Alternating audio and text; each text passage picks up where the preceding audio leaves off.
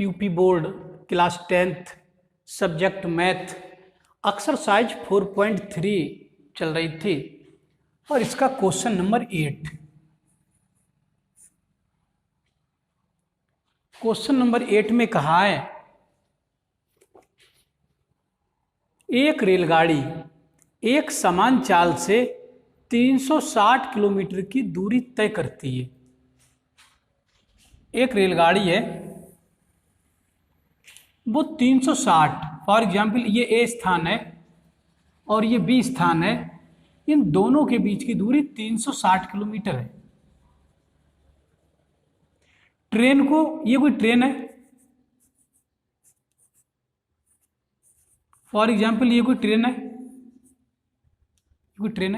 ये ट्रेन ए से बी तक जाती है और ए से बी तक की दूरी 360 किलोमीटर दी हुई है। मैंने लिख भी दिया है 360 किलोमीटर। करें यदि यह चाल 5 किलोमीटर प्रति घंटा अधिक होती तो वह उसी यात्रा में 1 घंटा कम समय लेती। मीन्स अगर गाड़ी की चाल बढ़ा दी जाए, इस समय तो हमें यही नहीं पता है कि इसकी चाल है कितनी, तो सबसे पहले तो ये पता चले इसकी चाल है कितनी। तो मान ले रहे हैं, माना गाड़ी की चाल,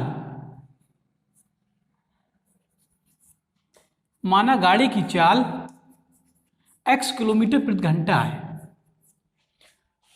चाल कम हो रही है या तेज हो रही है वो तो बाद की बात है, पहले गाड़ी इस चाल से चला के देख रहे हैं। ये गाड़ी की चाल है x किलोमीटर प्रति घंटा, सामान्य चाल है इसकी है।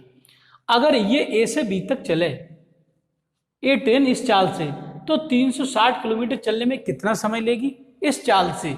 ध्यान दें, ए से बी तक जाने में लगा समय,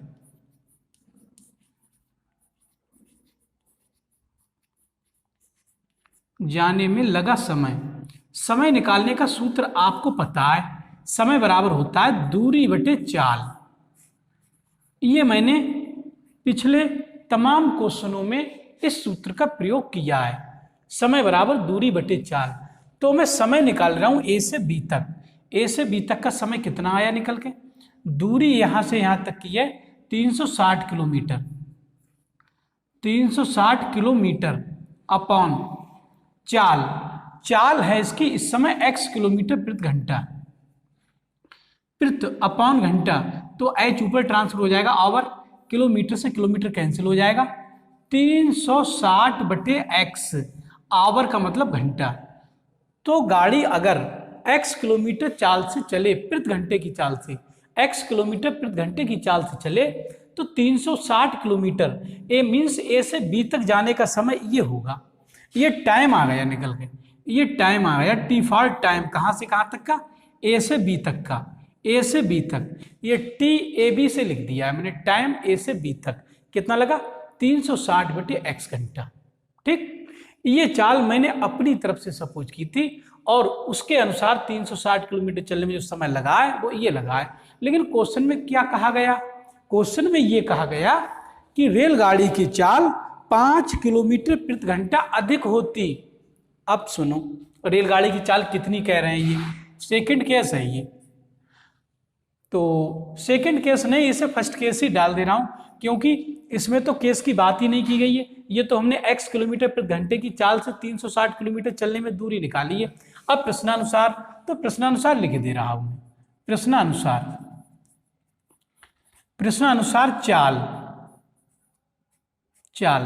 चाल इन्होंने 5 किलोमीटर प्रति घंटा बढ़ा दी, गाड़ी की चाल बढ़ गई, गाड़ी की चाल x थी और 5 किलोमीटर प्रति घंटा और बढ़ गई, तो x प्लस 5 किलोमीटर प्रति घंटा हो गई। अब ये गाड़ी इस चाल से चलेगी तो दूरी तो यही चलनी है इसके लिए, दूरी तो यही है, दूरी 360 किलोमीटर। तो मैं समय निकाल रहा हूं ए से बी तक, टाइम निकाल रहा हूं, ये टाइम ए से बी तक, ये इस चाल से और ये टाइम वो इस चाल से, तो ये वाली चाल अब काम करेगी। समय बराबर सूत्र वही लगेगा, टाइम बराबर दूरी बटे चाल। तो दूरी कितनी है, दूरी तो 360 है, अपॉन चाल कितनी है, चाल x + 5 है, तो इतने घंटे का समय लगेगा ट्रेन को यहाँ से यहाँ तक जाने में। लेकिन ये समय कम है, कितना कम है पहले वाले समय से, क्वेश्चन में कहा 1 घंटा समय कम है, ये कहा गया है क्वेश्चन में, कह रहे 1 घंटा कम समय लेती है। तो 1 घंटा इसमें समय कम आया, कम क्यों आया, क्योंकि चाल इसमें बढ़ गई, जब चाल बढ़ जाएगी तेज चलने लगेगी तो समय तो कम लगेगा ही, तो 1 घंटा कम लगा है। अगर इसमें 1 घंटा समय और जोड़ दें हम तो ये समय भी इसी समय के बराबर हो जाएगा। तो इसलिए हम ये लिख सकते हैं 360 बटे x + 5।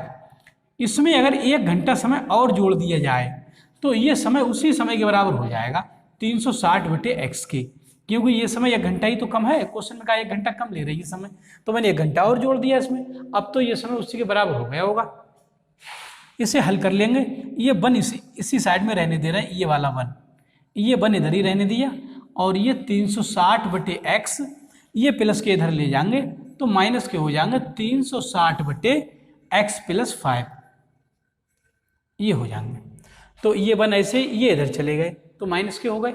इसे सॉल्व कर ले रहा हूँ, यहाँ से एक तो ऐसे ही इज इक्वल 360 दोनों से कॉमन है, तो 360 कॉमन ले लेंगे, तो यहाँ से 360 बाहर निकल जाएगा तो 1 मिलेगा 1/x, माइनस यहाँ से 360 बाहर आ जाएंगे तो 1 मिलेगा 1/x + 5। ठीक, तो ये यहाँ तक क्वेश्चन क्लियर हुआ। अब इसे हल कर दे रहा हूँ, हल करने के बाद द्विघात समीकरण में कन्वर्ट और x का मान निकाल लेंगे, तब हमारे लिए पता चलेगा गाड़ी की चाल कितनी थी। तो ध्यान दें, ऊपर मिटा दे रहा हूँ अब मैं से, इसका कोई मतलब नहीं रहा।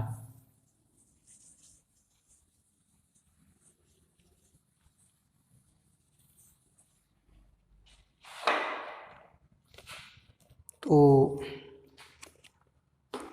यहाँ से ये 1 इज इक्वल 360 और इसका लासापा टेक करे ले रहे, लासापा में इसके एलसीएम में x + 5 दोनों आ जाएंगे, x + 5। जब ये दोनों नीचे आ जाते हैं तो x + 5 की मल्टीप्लाई 1 में, x + 5 की मल्टीप्लाई 1 में करेंगे तो x + 5 रहेगा, माइनस x की मल्टीप्लाई 1 में होगी, x एकम x, ये होगा, तो ये माइनस का x प्लस का x cancel, 1 is equal 360 into 5 मिले ऊपर अपॉन x की मल्टीप्लाई x², x की 5 की मल्टीप्लाई 5x अपॉन 1, तिरछी मल्टीप्लाई कर देना, इसकी मल्टीप्लाई इसमें हो जाएगी तो मिलेगा x² + 5x बराबर, इसकी मल्टीप्लाई 1 में होगी तो 5 0 को 0 0, 5 6 30, 5 3 15 और 3 18, तो यहाँ से x² प्लस के 5x, ये इधर आ जाएंगे माइनस के 1800 बराबर 0। तो इसके फैक्टर करेंगे, ऐसी दो संख्याएं जिनकी गुणा तो 1800 हो और घटाया 5 हो, ऐसी दो संख्याएं, तो वो संख्याएं कितनी होंगी, तो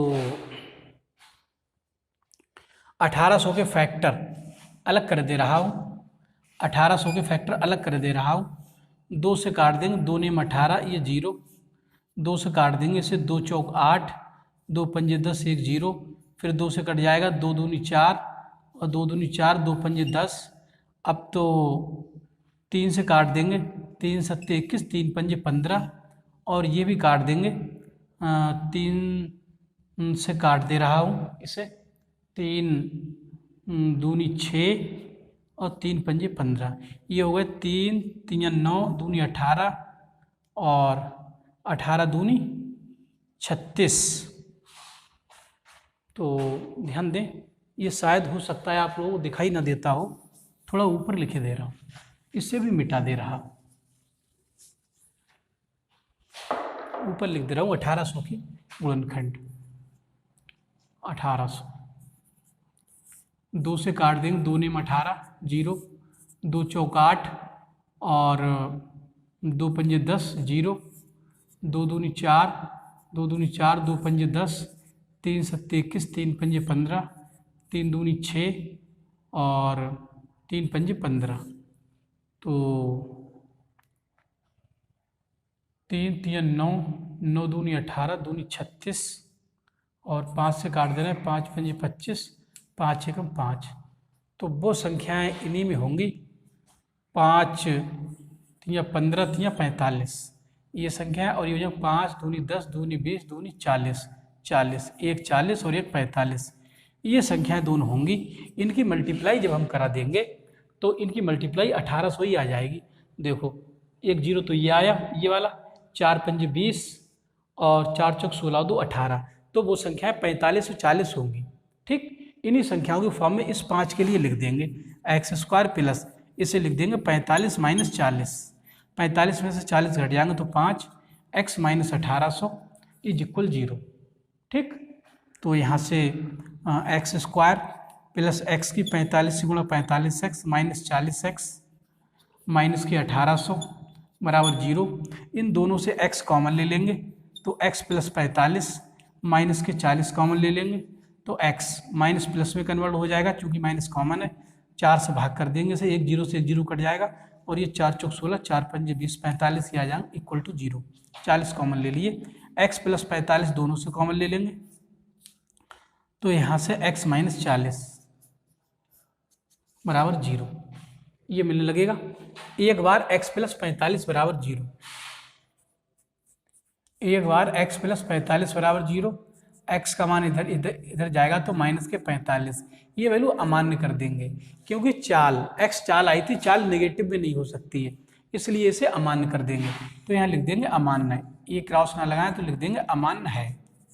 एक बार x माइनस 40 का मान 0 रख देंगे, x माइनस 40 बराबर 0, तो यहाँ से x का मान 40 आ जाएगा तो ये वैल्यू मान्य होगी। ये मान क्योंकि ये धनात्मक आई है, निकल मान्य है। x क्या माना था, x हमने रेलगाड़ी की चाल मानी थी, आंसर में लिख देंगे अतः, अतः रेलगाड़ी की चाल, अतः रेलगाड़ी की चाल, रेलगाड़ी की चाल है x, x का मान आ गया 40 किलोमीटर प्रति घंटा। तो ये आपके क्वेश्चन का आंसर हुआ। मैं समझता हूँ अब ये क्वेश्चन आप लोगों की समझ में आ गया होगा। तो इस वीडियो में इतना ही। वीडियो को लाइक कर दें, चैनल को सब्सक्राइब कर लें और मेरे द्वारा पढ़ाई इस वीडियो को यार दोस्तों में भी शेयर कर दें, जिससे गरीब और कमज़ोर वर्ग के बच्चे भी इस निःशुल्क, सस्ती और मुफ्त शिक्षा से लाभान्वित हों और भविष्य में एक अच्छे गणित छात्र के रूप में जाने जाएं। इस वीडियो में इतना ही। धन्यवाद।